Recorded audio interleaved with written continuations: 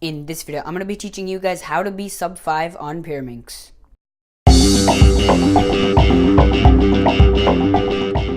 Hey, what's up guys, my name is Abnir Brajesh and welcome to Superflip, the channel where every Wednesday and Friday I post videos such as tutorials, unboxings, reviews, competition vlogs, etc. to enhance your cubing knowledge. So if you're into that kind of stuff, then consider subscribing.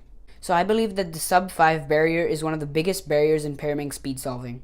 It took me almost 2 years to get sub 5 officially in competition, and I know some other people are struggling with it as well. So in this video, I have put together 5 of my best tips on how to become sub 5 on Pyraminx. And you're going to want to stay till the end because at the end, I'm going to reveal the #1 secret that got me to sub 5.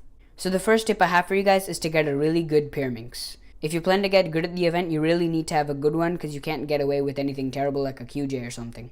This right here is the Cubicle Premium X-Man Bell Magnetic Pyraminx. I'll leave a link to the original X-Man Bell as well as my mains and my video equipment in the description down below. That's all I can say for tip #1. Let's move on to tip #2. Tip #2 is to learn an advanced method, specifically in my case, intuitive L4E. L4E is a V-first method just like layer by layer, and V-first means that you solve a V before you move on to the last step. So as you can see, I have a yellow V.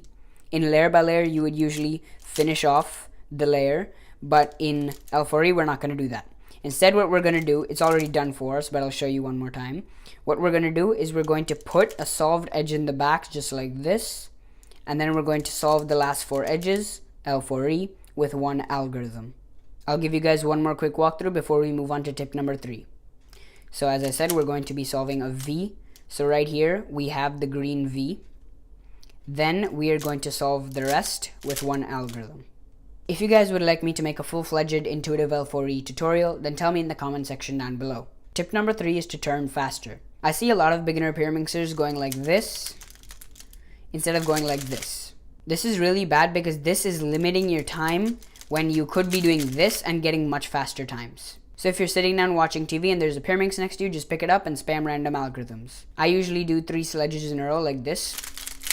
I also like to do this LBL algorithm. So whatever you're going to do, just do them with really fast turning, and then those skills will then be implemented in your solves, leading to faster times. Tip #4 is predict the V. Now what I mean by predict the V is basically one look your V or layer depending on what the scramble is. So how you would do that, you would know how to solve all the tips, and then you would just track 2 pieces so that you could solve a V. Usually Pyraminx scrambles have bars like this, so it becomes very easy in the long run. So for this, I know the tips are very easy. I'm just going to do that. Then I know I'm going to have to do R, U, L prime, U prime, R. So let's do that. R, U, L prime, U prime, R. And there we go. I didn't mean to get a layer, I meant to get a V, but we got a layer, which is very good. Little things like that can make your solve very efficient because you know how you're going to solve your layer / V, and then you can focus on tracking the last layer edges. And finally, the moment you've all been waiting for, tip #5. Tip #5 is just to learn tip solving techniques. Now, a lot of beginner cubers will do this.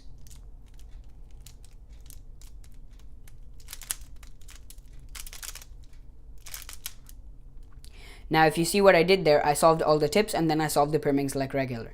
That is very bad. Or beginners will do something like this.